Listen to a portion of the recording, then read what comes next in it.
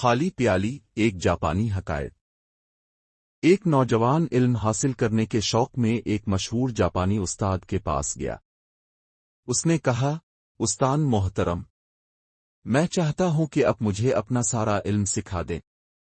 استاد نے اسے غور سے دیکھا، مسکرایا اور کہا، پہلے چائے پیتے ہیں۔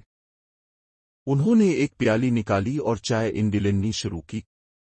چائے پیالی میں بھر گئی، مگر استاد چائے ڈالتے رہے۔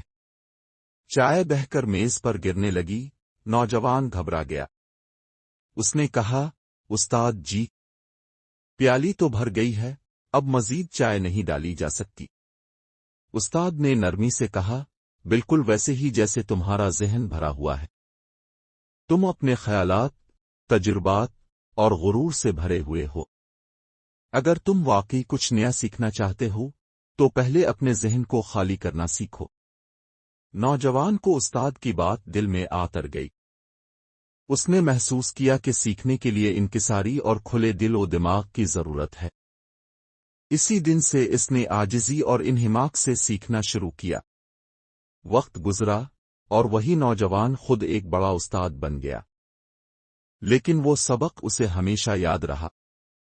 سیکھنے کے لیے سب سے پہلے اپنی پیالی کو خالی کرنا پڑتا ہے۔